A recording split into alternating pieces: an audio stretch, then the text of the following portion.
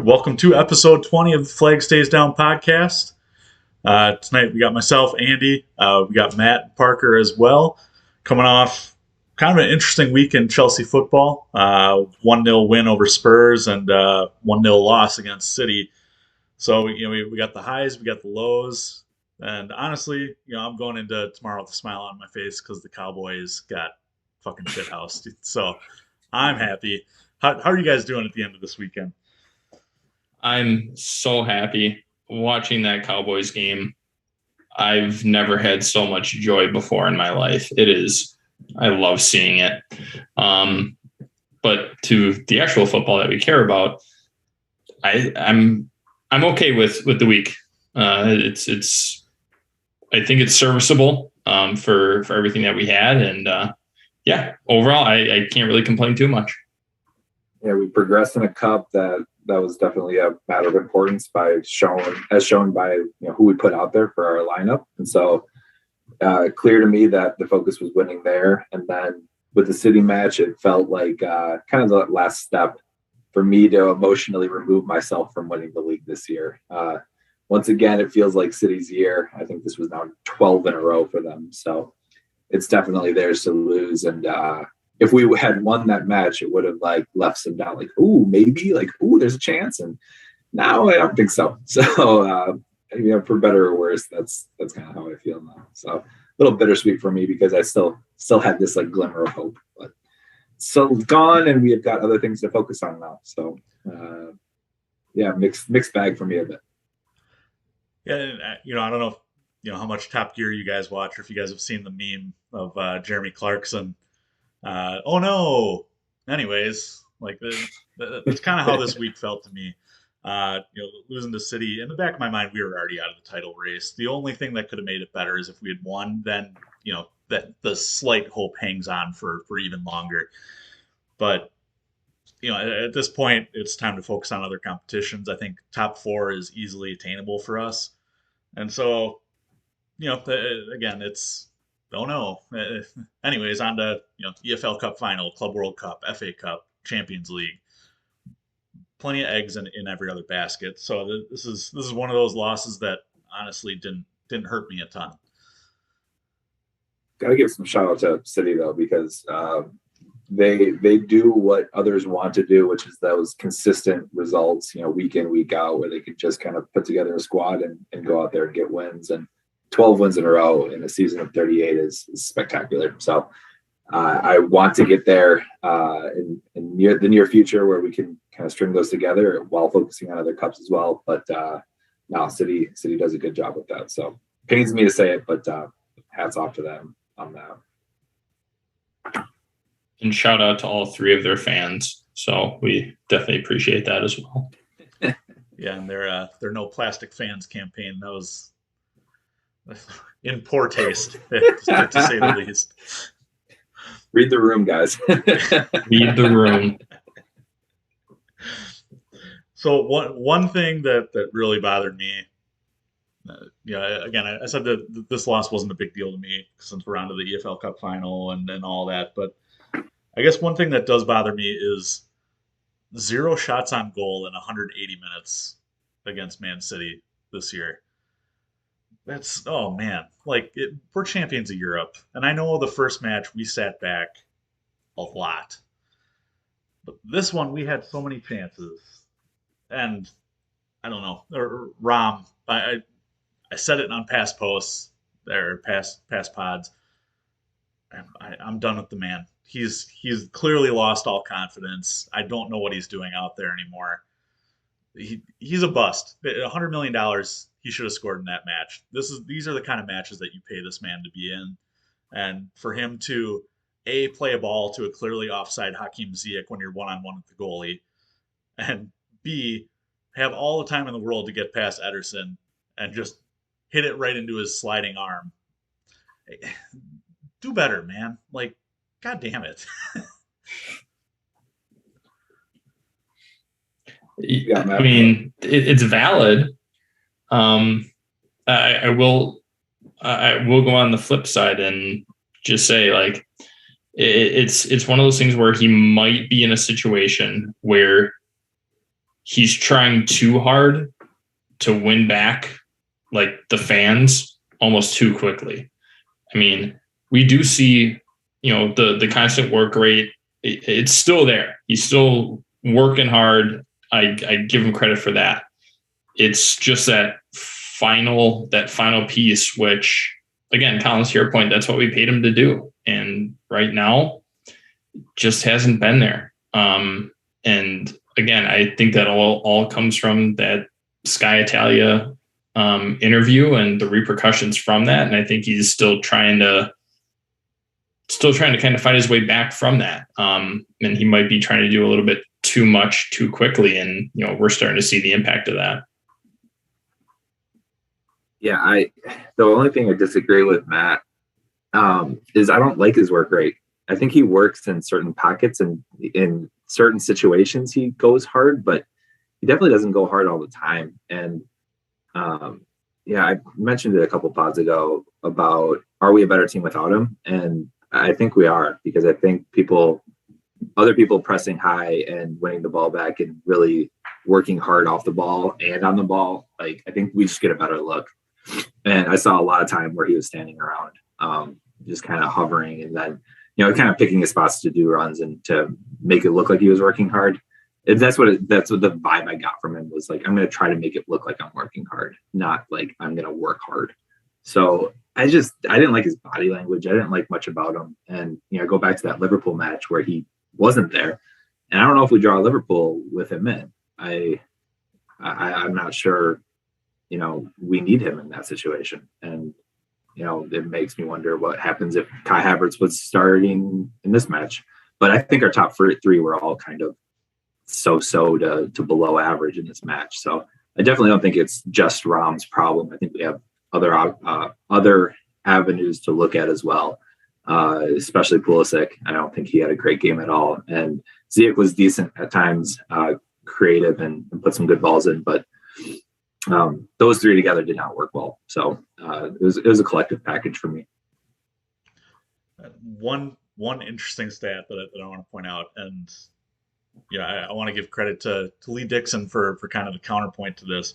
Lee Dixon said in the match, John Stones and Laporte are not going to want to track back with how high Man City was pressing. So you need to get into those spaces. Rom wasn't necessarily doing that. He did it at times, Parker, like you said. His work rate was not the greatest. But this is a match that you need Timo Werner in if you're looking to get into space. He's a guy who loves to create space. Even Kai Havertz loves to create space. But with Rom out there, then your goal switches just with his body type to being more of an aerial assault, a guy who's going to get up there, win headers, body people. He lost all 7 aerial duels that he was involved in. 7. It's pathetic. Give me Timo. Bring him on. That's a shocking stat. That's not good. You would expect him to win at least one of those. So that's not good enough in my book. And again, I'll play the flip side of it. In Rom's defense, nobody was really making the defense work for City. Really, nobody was. You could put both center backs up against Rom the entire match, and they would have been fine. So, yeah, if you run Timo up top, sure, he'll make some runs. Hopefully he stays on side. But for majority of it, you need something different on the wings. Pulisic is just not in his greatest form right now. Ziyech, the level of effort is there. You see him going up and down and playing defense, things that we didn't see out of him originally when he first started. So he's bought into that system. He understands what his role is. And then, who else would you have? You would have maybe Cho and Timo. But even when Timo did come on, again, not a ton from him. So I just think that no matter how that shook out, it was just kind of a final third that was searching for a lot of things that they weren't ready to produce. And Matt, there was a couple of balls that I remember that when they did make good runs, there was balls that were overhit by 10 or 15 yards. You know, there was like 2 or 3 times where it was just like embarrassingly bad service in. So like, you know, Lee Dixon, I love Lee Dixon. I thought he commentated brilliantly in the match. And he said, like, they need to get into space. They need to play balls over the top. And then they finally did. It's just like, oh, just horrid service. And so it makes me wonder what would have happened if we did it all game. But I have to believe one of those is better than the trash that kind of came out of it. So I don't mean to be harsh. It just, they were pretty bad. And that front three was an interesting choice. You know, against Spurs, Tuchel put out what we all thought was a very aggressive first team for being up 2-0 going into the second leg. You know, in England's second cup, right? I think Tuchel was already looking at this game like it doesn't matter.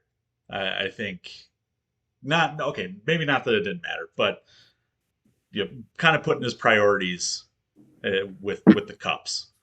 I think honestly the what he was going for was we have to win the Carabao Cup. Let's go try to win the FA Cup. Let's go win the Champions League. At this point, we're too far removed from City to be able to challenge. And so I think that's why you saw Ziyech and Pulisic playing this one and not against Spurs. And, you know, it's unfortunate. This is a game that the fans all wanted to win. This is a game that, you know, we wanted to be back in the title chase. But, you know, our man Tommy T, I think he's got that foresight. And honestly, I think he's kind of unafraid of, you know, what happens in the league because I think he knows he can win other competitions. The only thing that's disappointing to me is, like, you've got Brighton after this, and then you've got Tottenham again after that, and then you've got Plymouth, Argyle after that, and then you've got the Club World Cup, it looks like. So after this City match, there's like a little bit of a dip, and so I was hoping that we would get another like kind of full strength team to really contend and really, you know, put our best foot forward on it. I still think he put out like an A- or B+ kind of a lineup. I still think he very much cares. I mean, I think his body language shows that he cares on the sidelines, that he still wants to win. He's not throwing it in by any means.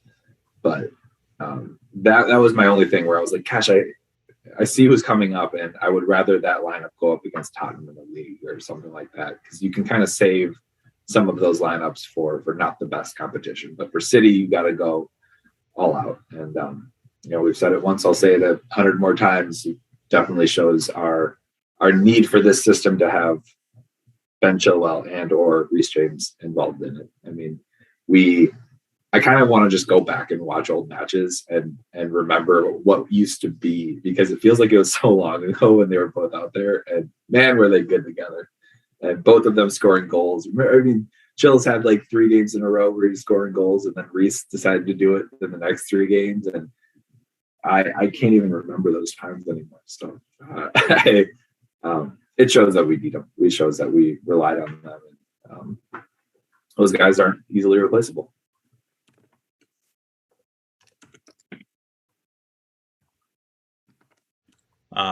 It's like that. What's that Katy Perry song where it's like you're hot and you're cold, you're in and you're out, you're up and you're down. That's what Chelsea is. City is just warm and then hot, and you know, up and then even further up. We're hot and we're cold. We're yes and we're no. We're in. Collins, maybe we can get you drunk enough to sing "Hot and Cold" on the Pod After Dark if you keep having a couple of bevs. Great Lakes Distillery, if you want to sponsor that, I'm more than happy.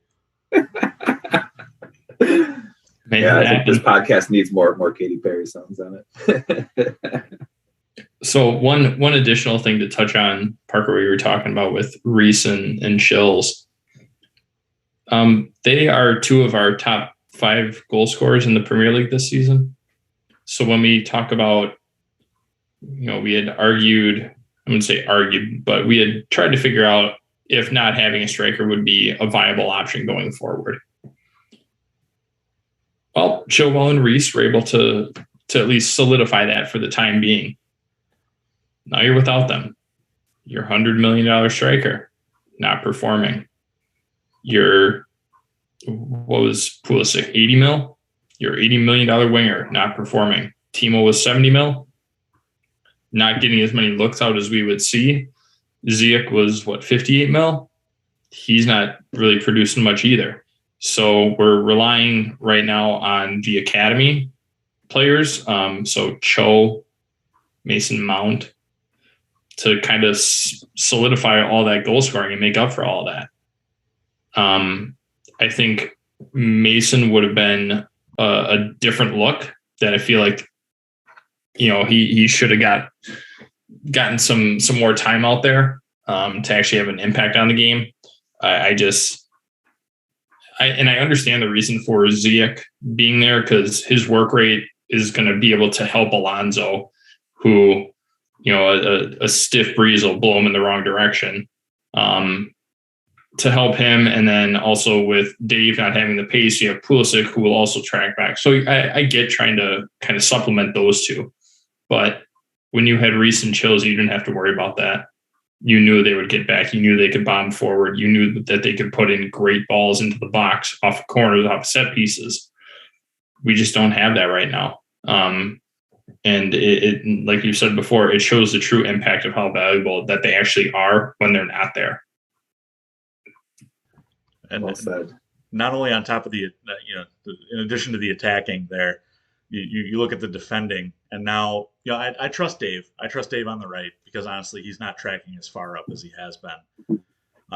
Marcus Alonso gets into some dangerous attacking spaces and then comes back and can't defend. And honestly, that's what I was most worried about in this match was, oh man, you have Malang Sarr sitting right next to Alonso in the defense.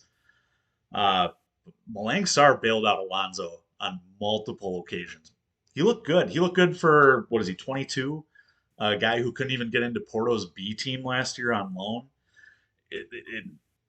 Honestly, he looked real good. And the the thing that gets me the most is Alonso. Anytime there's a head fake or a shoulder fake, will bite on it, get beat, and then Sarr had to cover him up, and he did every single time. There was that great tackle on Sterling after he had beaten Alonso, and props to Malang Sarr.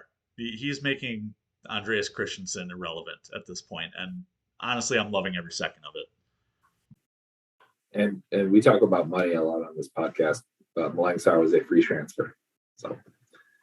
And one other thing I want to throw in there, and kind of more of a question to you guys: do you think that without Alonso, that Rudiger would be as highly sought out and valued as he is now? Because remember, Rudy did have to cover up for Alonso when he was playing when Chills couldn't get in, and even prior to that. Do you think that might have an impact on like how valuable Rudy actually is, and could Alonso being a trash defender actually have improved Rudiger as not only a player but as a potential leader and also his market value? Yeah, to a degree, I definitely think so. I when I think about like this question, I think more about like goalies. Like when goalies don't get tested, how do you know they're elite goalies? Because if they don't see shots, if their defense is fantastic around them, then what makes a great goalie in that situation? I always think about like Manuel Neuer, and it's to your point, like it's when you're called on, you still perform even when you don't get tested. 20 times a match, you still answer the call. But I definitely think it gets highlighted when you're in more danger situations than not. I always laugh and think about like that. What was the Tim Howard goalie game in the World Cup where he had like 18 saves against Belgium? Yeah, and Timmy played on it. He stood on his head, right? Yeah, Matt, I think you said blowing bubbles out your ass, something to that tune. If he had to do it, he was doing it. Which I will forever now use because you have donned it, the gold standard of goalkeeping, right? But if Tim Howard doesn't face 18 shots, then he doesn't have an 18 save game. Like his market value went up because he had an 18 save game, right? It showed his brilliance, but we all knew Tim Howard was a great goalie. We all know that Rudy is a phenomenal defender. But yeah, I think you're right. If you're constantly covering for someone and in more dangerous situations and still performing, I think it definitely raises your market value in the sense of people can. It's less theory and it's more actual, like, visual. I can see what you can do in all of these situations. I don't have to wonder what you're going to do in these situations. And you use the Alonso example. Honestly, I think we romanticize Chills a little bit. He scores goals. He gets in attacking positions. He defends better than Alonso. I'll give him that. But I remember ripping him for a couple episodes on this pod for how bad his defending is. He had conceded a penalty in 2 or 3 straight games, something like that. So I think Rudiger's been covering a whole lot this year.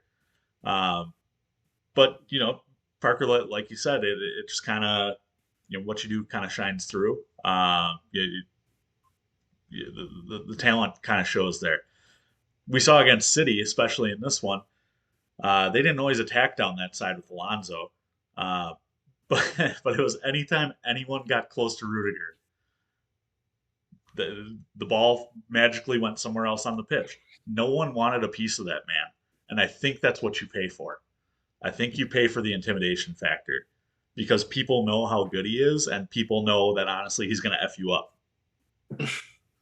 I think Sarr started to play with a little bit of that swag as well, too. He kind of comes in and he doesn't stand down from you, and he'll, he kicks balls out of bounds and he kicks balls at people and shit like that, and then stares you down and kind of, spits and says, whatever, like, get on with it, deal with it. So I think he's got some of that feistiness to him as well, which I love to see. There was one exchange, and I will give KDB a little bit of credit. He and Rudy, they went at it, and I remember it was right outside the edge of the box, and they went at it. Like, they were both going at each other. Then a common foul was called or something, and they both just kind of like reached out at each other like, hey, good battle. And that was that. And obviously we haven't seen KDB go at Rudiger a whole lot since the Champions League final. But props to him for just kind of getting back and just saying, all right, we're going to do this. And, they were both professional about it. They weren't trying to hurt each other, and they were just like, all right, good battle, and move on. So that's something that I did enjoy seeing. Thank you for bringing up KDB, because it just reminded me of 2 things here, Matt. The first one, that goal was fantastic. It was kind of like Callum Hudson-Odoi's, against Chesterfield. It was very FIFA-esque, and that's the one thing I will kind of rip Arlo and Lee Dixon for, is immediately after, they talked about how, De Bruyne only got 104 minutes or 130 minutes or whatever at Chelsea in 3 games. How could they? I'm sorry, that's clickbait material right there. The kid was 19. He he was playing in a squad under Jose Mourinho, a Jose Mourinho that was fighting for his life at Chelsea, because that was probably one of Roman's most ruthless eras is through there. And he had guys like Essien, John Obi Mikel, Frank Lampard, so much talent ahead of him. Like, it bothers me when people say, "Oh, well, how could Chelsea have not given him a chance?" He was young. He wasn't going to break into that squad. Revisionist history on that is crap, and it honestly Peter Griffin grinds my gears every time I hear it. Yeah, and they brought up Salah too, right? Yep. Same thing. He was young. The thing you have to remember is these players would not be as good as they are had they not left Chelsea. I wholeheartedly believe that. If Mo Salah stayed, if KDB stayed, I know we don't hold him in high regard now, but back with Rom, when we first let him go, they would not be the high caliber players that they are now, that everybody knows, if they didn't go elsewhere and start making their own name for themselves and they actually were able to they actually got a chance to shine. They never would have, I don't think that they ever would have been the players that we know them now without that happening.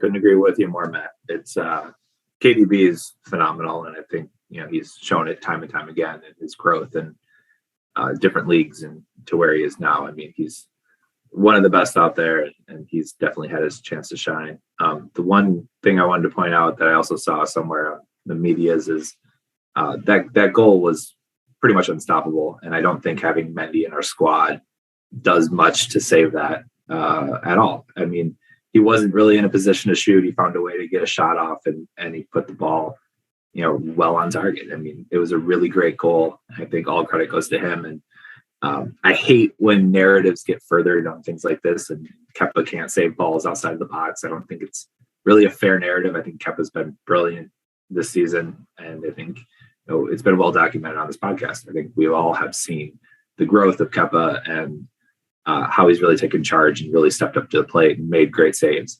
So I don't think him not stopping the shot should be talked about in the same light that it used to be, where like, oh, he can't save balls outside the box. Like, yeah, he can. But when De Bruyne puts a ball like that from outside the box, like, I don't think anyone's really saving it. I don't think anyone's getting to that ball. It's a tough ball to get to. And it was well hit, really, really well struck. So I just hate when the narrative shifts like that. I think I give credit to people when they deserve credit, and I don't necessarily look at it as a mistake. I mean, goals get scored, right? And that ball, like, nobody thought that he was going to shoot. Absolutely nobody thought he was going to shoot. If anything, maybe a cutback, but nobody thought he was going to shoot. And even if he was not going to put up a ball like that. It was something. It was a piece of brilliance that nobody saw coming. I'm not even 100% sure that KDB saw it happening, but he just caught it sweetly and just bent it around Kepa.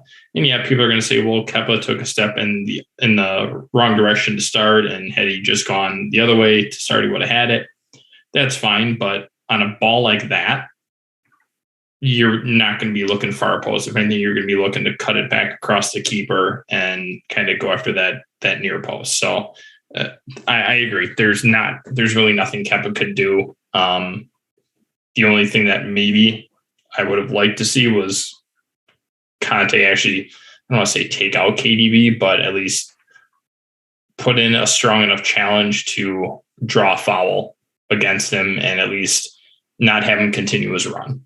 But how often do we criticize N'Golo Conte for anything that he does? So it's just kind of one of those occurrences. It happens. That's why we watch the game, and we just kind of go from there.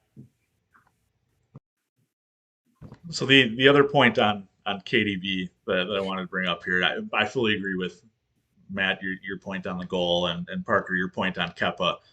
Absolutely, I don't put any blame on that, and I don't think any of our listeners do either. Kepa took second in our man of the match poll this week with 38% of the vote. So overall, I thought he had a great match, and I think a lot of people did as well. But one thing after the match kind of piqued my interest, and it was KDB and Big Rom with their super friends handshake. It rubbed a lot of people the wrong way. It certainly rubbed me the wrong way. I'm not sure if you guys caught it or what you guys thought about it. Me personally, again, you're gonna do that damn interview with Sky Italia. And now, something leaks out today that you for sure want to go back to Italy, that Chelsea's not what you thought it would be. I don't need to see you dapping with somebody you just lost to on the sideline.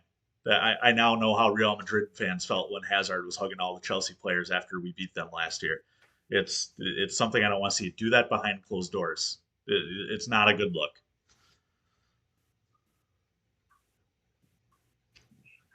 I mean, I understand. I understand your side of it. I completely understand where you're coming from. I agree that it is a bad look, depending on how you look at it. Collins, you and I were watching the game. We briefly talked about it. Thiago Silva was also talking with other Brazilian players from City. How do we look at that then? Like, yeah, he probably wasn't doing the handshake, but you have to remember KDB and Rom have been playing with the Belgian national team for how long? Probably even in the youth system with Chelsea. So like they go way back. So I'm not. It didn't bother me. I would say it really didn't. We see it all the time with players, especially people who are England internationals. Yeah, they play each other all the time, but then they also play together for England. So it's just a part of the game. I think what made it so dramatic was the fact that the camera was on it for a long time when it happened. But again, you look at Thiago Silva talking to the three Brazilians, and nobody says a word. Everything's just business as usual. So that's kind of how I look at it. I get the Thiago Silva comparison, and I thought, it's not NBC Sports who directly directs the game, produces the game. I think it's done through Sky, and Sky made sure to do a great job of panning onto Thiago Silva and the Brazilians for a long time to kind of counter it. But I know Thiago Silva's committed to the club. You follow him or his wife or anyone on social media, and it's just Chelsea all the time. They love London. They love Chelsea. You see Thiago Silva midweek against Spurs bowing to the fans as they're singing his name. I don't see that out of Rom. Parker, you talked earlier about his body language being poor. I think that goes for outside the 90 minutes too. I don't see a guy who's committed, and that's the thing that bothers me about it. Maybe it doesn't bother me because I'm sort of over it. Like, I've kind of resigned it in my head that like this probably isn't going to work long term, and that he's probably not the guy that we think he is, and whatever. Like, I saw it; it didn't bother me. And then when I saw some of the backlash coming out again, it's funny, Matt. I didn't see the Silva stuff, but in my head, I thought of the same situation, which was like, what if Pulisic found Zach Steffen and they dapped each other up, like two Americans playing in the Premier League? Like, it's the same thing, and it wouldn't bother me at all. And so the only thing that bothers me is obviously the interview, his commitment to the club. But like, that's its own issue. Like, things get heightened or lowered depending on where you stand in the club and what we think your commitment to the club is and all this other stuff. But I find myself not wondering if he's any more or less committed after that dap up. I just still don't think he cares. And his body language further shows me that he doesn't care. So I don't know.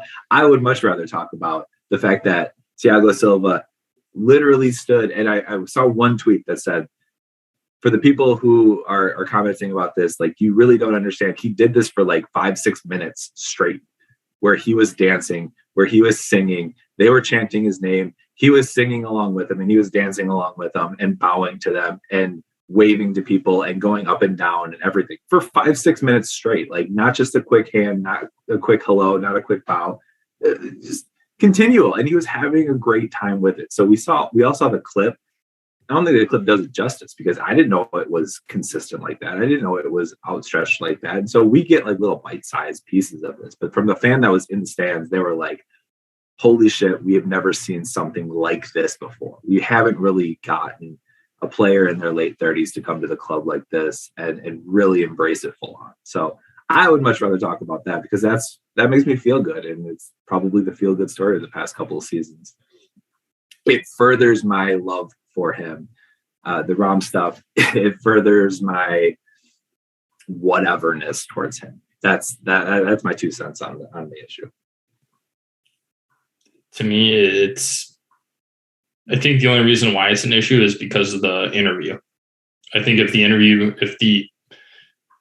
interview doesn't explode in the way that it did, we're not even having this conversation about it. Right? It's just two Belgian players, two Chelsea youth players that are good friends and saying whatever. And yeah, they have their handshake. That's fine. That's their thing. They probably do it all the time at Belgium. It's like seeing an old friend or something like that. Like, it doesn't matter. Even when all of us were playing, like, good example. Our biggest rival at the time was Illinois. We hated each other on the court.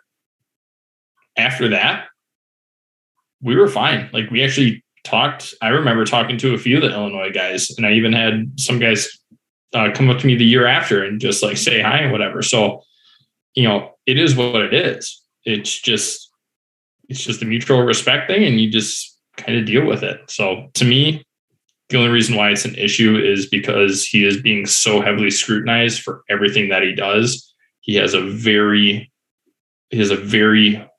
focused eye from the media at this point. So anything he does is going to get either positive or negative reaction to the nth degree, as opposed to something that would just normally be going on. More negative than positive these days from that guy, I have to say. That's fair. I always think about it too, though, Matt. Like if you and I were going up against each other on different teams, like we never. Oh, we did before our friendship really happened, but if we did after the fact for whatever reason, right? Like, we'd still be boys. Yeah, like, you're still my boy. Like it doesn't fucking change anything. You're still my guy. Like we're still friends, and even if we were like competing on a different level against each other, like it doesn't change anything. We'll still go hard against each other, but it wouldn't change anything after the fact. Yeah, exactly. Now, if you guys ever end up on a different podcast and we do a cross event, you guys can fuck right off. I more meant volleyball than podcast competitions, but yeah. I'll dap you up before and after the podcast, Collins. All right, deal. All right, so turning ahead here, we are in January. We're now 16 days into January. We have one signing, a 16-year-old center back.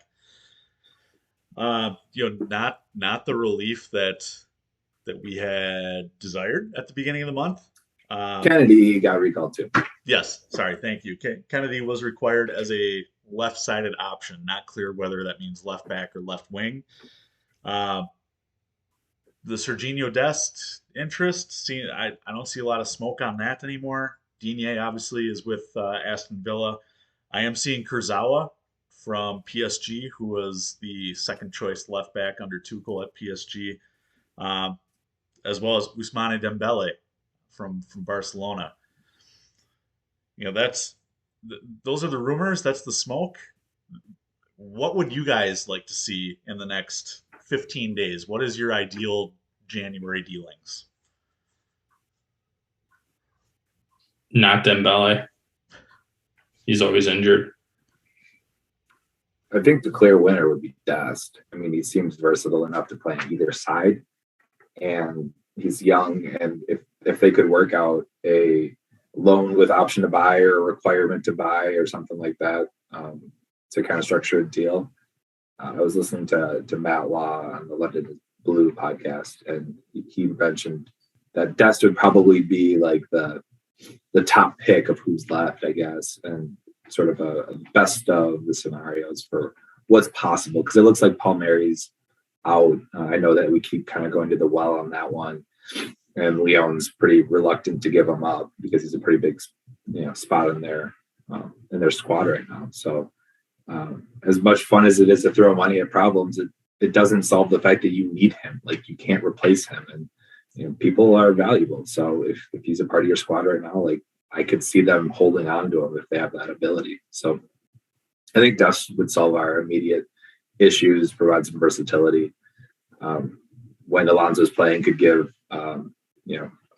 Dave some relief on that right side and get into more matches than he wouldn't be able to. So it would be kind of a good scenario for him. So that would be my one. Yeah, I'm in the same boat. I think Serginho Dest he's not only our best option, he's probably the most realistic option, the most affordable option. And usually affordable isn't really a big deal with Chelsea, but after splashing 100 mil on Rom, things might get a little tight. So he's a good bet for the money, and he's got probably the most potential out of anybody that we would buy. You know, to get Emerson back, you know, we're paying what, 30, 40 mil. It would almost be like we're paying a transfer fee for our own player. To me, that doesn't make sense, especially when he's going to be loaned right back out next season, or maybe sold, and we're probably not going to make that money back. I think the one thing that hurts us is the fact that everybody knows we're looking for a left back, so they can drive that fee up. So I think that might be a little bit difficult, but again, money's never been a huge issue. It's just coming to terms on what's market value and what's reasonable. And I think Dest is the player that can make a lot of that happen. Well, to kind of kill a dead horse here, Serginho Dest would be my number one option. But I think there's more going on at the club than what we're privy to here. You know, Digne did not go for a whole lot. Dest, reportedly, his fee is not a massive sum. I think the club is looking at this as we're out of the title race, and we have a squad that can compete in the remaining competitions. You know, they're kind of one-off matches. And honestly, Reece James could return by the end of next month, which then solves a lot of your depth issues because you have at least two right wing backs. And, you know, you can throw Cho as a left back if you want, or Malang Sarr at this point. There's a part of me that thinks we're not getting anybody. And honestly, I think they're looking for a loan. I don't think they're looking for a long-term option. So I think it's either going to be Kurzawa, you know, as a left back on a loan, or somebody like Dembele or Eden Hazard for a loan for the rest of the year. It's going to be a short-term fix. It's going to be somebody to give us depth for the rest of the year. And then I think big money is going to be spent this summer. I think, honestly, the club is backing Tuchel. We saw it in the Rom situation. The club didn't make a peep on Rom. In fact, they forced Rom to apologize on the Fifth Stand app. I think you're going to see money splashed for Tuchel in the summer, and I think, you know, they don't want to kind of inhibit that by going out and buying some busts in January. So sadly, I think we're not getting much this month. Yeah, I think Tuchel said it publicly as well. The only reason that they would need anyone would be because of the long-term injury to Chills. And so they don't want to sign someone long-term because then they have another left back that they have to deal with. And they don't want 5 left wing backs on their roster. Like, it's just not necessary. Well, this year it might be. it might be, yeah, but you can't. That's why you can't sign someone to like a 4-year deal, because then you have this, you know, bigger problem kind of going forward with wages and situations like that. So, yeah, I hear you. It's silly, but yeah, it can't be done on a long-term basis. So I kind of agree with you, Collins. It's got to be something short-term, and it's got to be something like maybe with some creative options in there to extend, but we also need a kind of a way out of the deal. So, but I think that brings me into an interesting question. It feels to me like the club is standing behind Tuchel more so than a past couple of managers that we've had. And I'm kind of curious, like, how long of a rope do we think Tuchel has? Like, if he gets to spend a bunch of money in the summer, like, then does he have a season to kind of prove out what he's looking for? Like, I'm kind of curious to what you guys think. Like, I feel like if he gets to kind of name his squad, then we have to win the Premier League, or it's going to be kind of a bust situation, because we can kind of compete on all of these fronts and do pretty well in a lot of competitions with the squad that he sort of inherited for the most part.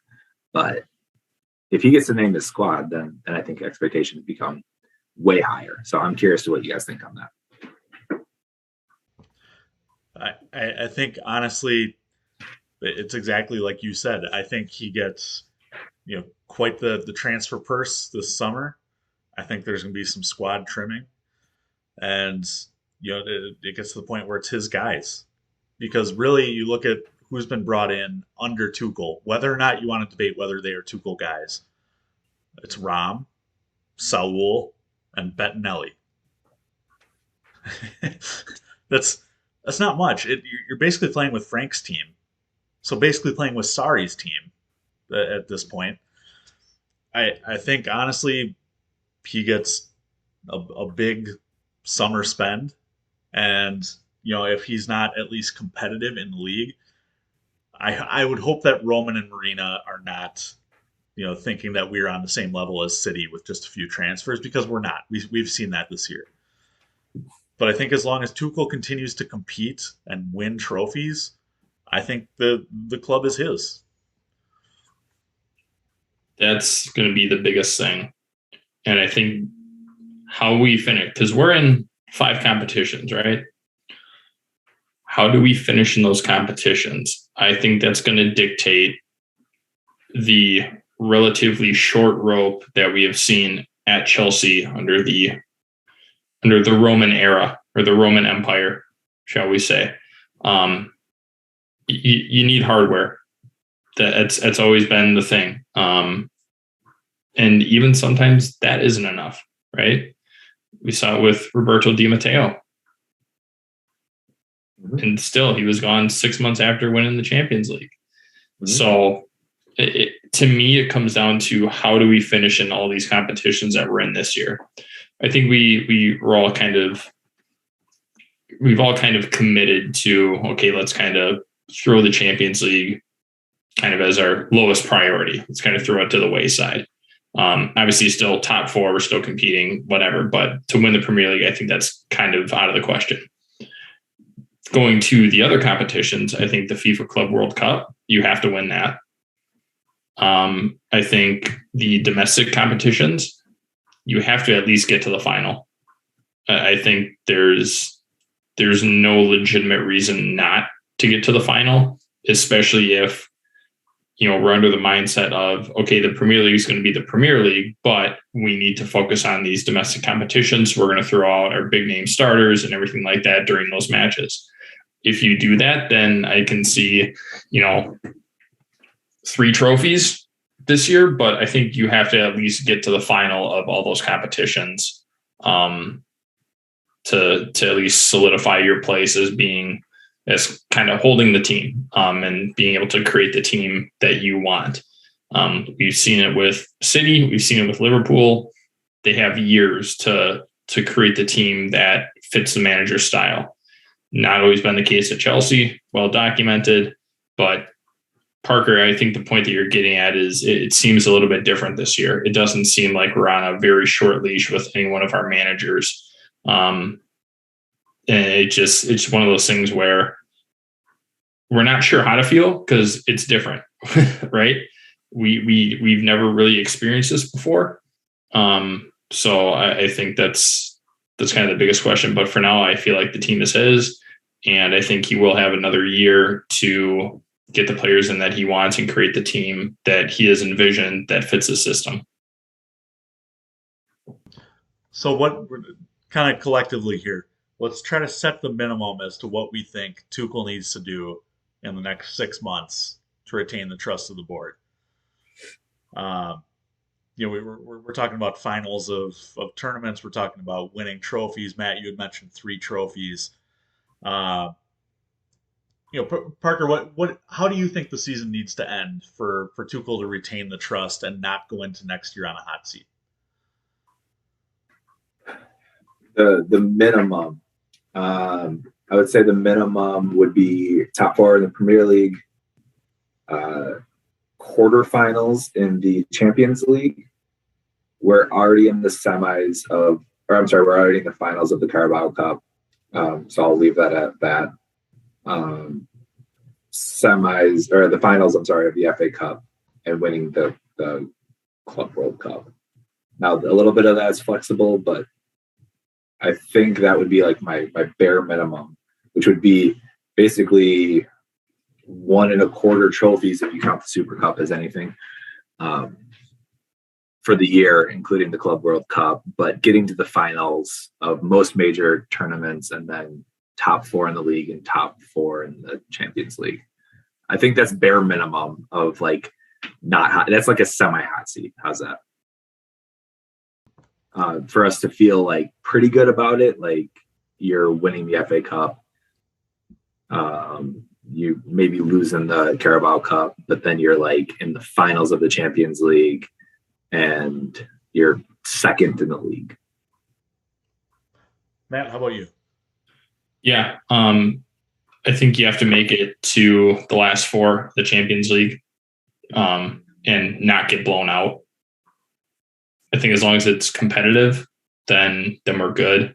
But yeah, I would agree. I think the finals has to be almost across all the domestic competitions. It's got to be it's a very realistic option, and I think that has to be the expectation that Tuchel sets. Yeah, and we're ready in one of the two of the finals, the Club World Cup, and then what did you say, Parks FA or no Carabao? The Carabao were in the finals. Yeah. The FA were still like in the third round or something. Yep. So, I mean, you've already got those two ticked off. So I think you need a strong Champions League performance, and the finals of the FA Cup to really hold down that manager spot and that trust with the club. I'm kind of in the middle of where you guys are. Parker, I don't think the quarterfinals of the Champions League is good enough. I think, as defending champions, you need to at least get to the semis. At this point, I think you have to win the Carabao Cup. You're going to face either Liverpool or Arsenal, two teams that you have handled very well this year. I know we haven't.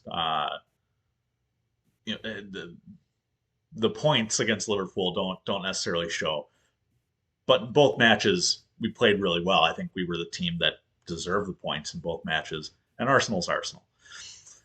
Collins, one quick thing on Arsenal.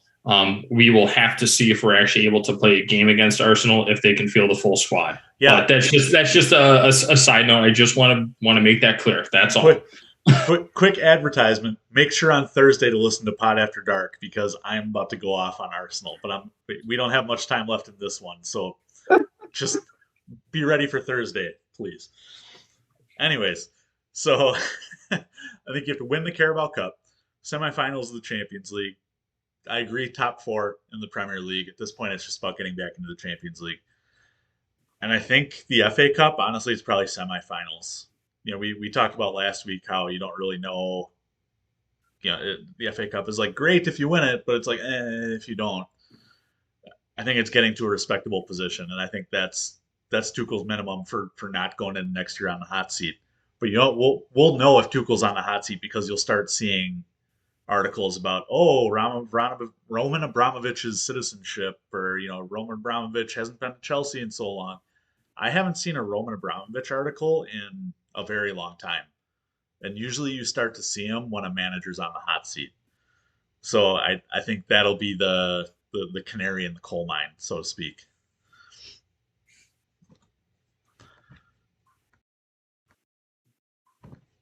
So the last thing I wanted to turn to here is looking forward this month.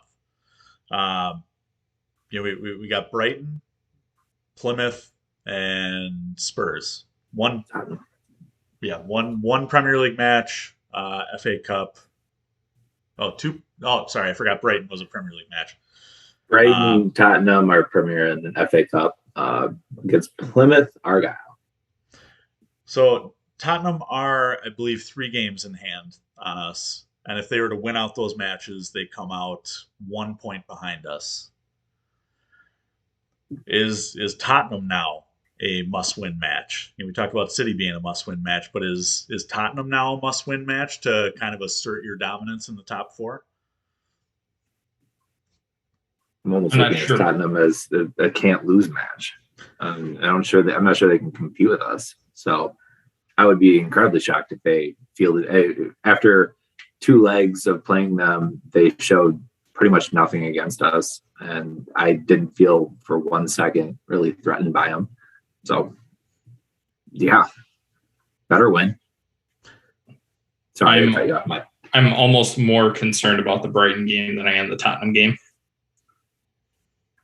I mean, last time we played Brighton, they leveled up, and with that Danny Welbeck, whatever, was it leveled up or did they win? I think they just leveled it. Yeah, it was 1-1. But, again, that's a team. I don't think they've won a match in their last 10 or 11. They've drawn and they've lost, but they haven't actually won a match. But still, we've talked about it before. It's those teams that are lower mid-table teams that are just looking for their chance to take somebody out, right? They're looking to take out one of the giants in the Premier League. So those matches always worry me. Obviously, we know what December was. Not great teams on paper, but we still struggled. And I think that we're going to have a tougher time against Brighton than we will against Tottenham. That being said, it is tough to beat a team 3 times in a year. And that's just in a year. We're talking within 3 weeks, right? 3 weeks, 4 weeks, whatever the case is. Having to play the same team 3 times and having to beat them 3 times. That's a tough ask. Doesn't matter who you are, doesn't matter what the team is.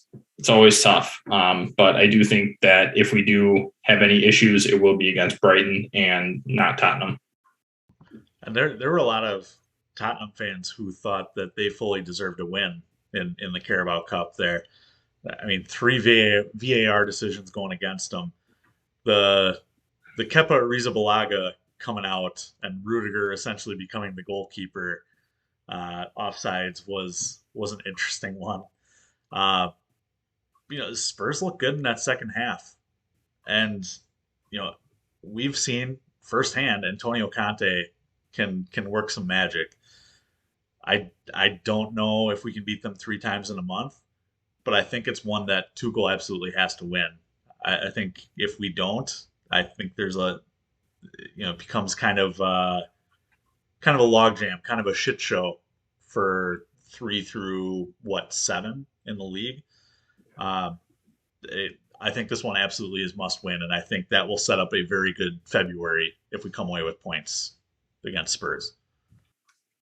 It's always hard to beat a team 3 times, and especially against your rival. There's always bad blood in the water. So yeah. 3 VAR decisions went against them. However, they were all the correct decisions. I mean, I hate when I see people think they got screwed out of it, because they didn't. It wasn't like a bad reversal or a bad non-reversal. I think all of the right calls were made pretty objectively. So I didn't know the ruling on whether Rudiger played him offside or not. I didn't know that rule, and I learned something. So, but according to the rule book, it was. So it was correctly called. Like, I don't know what else to say.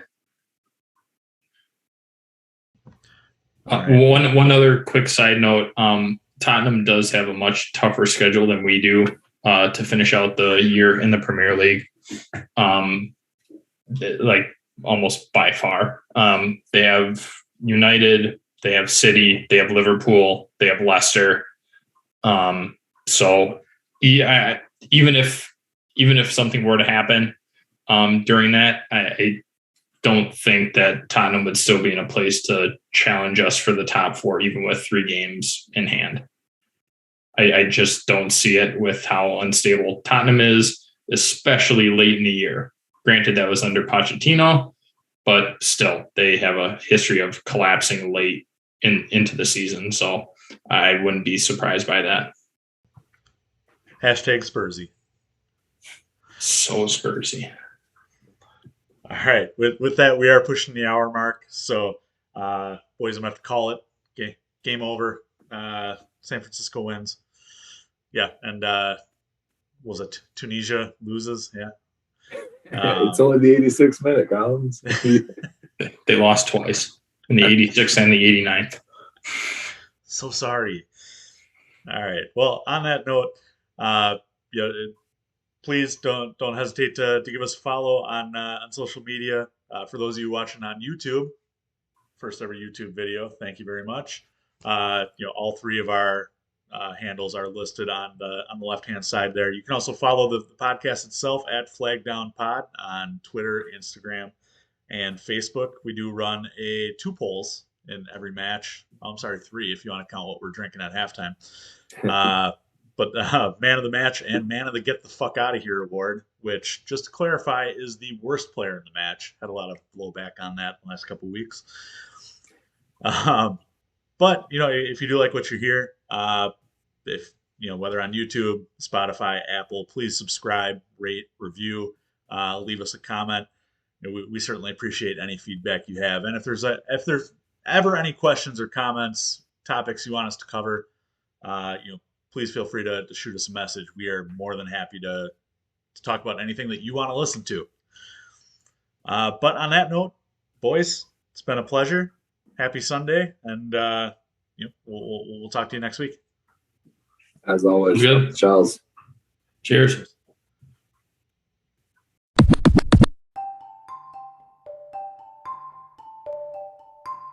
I'm all potted out.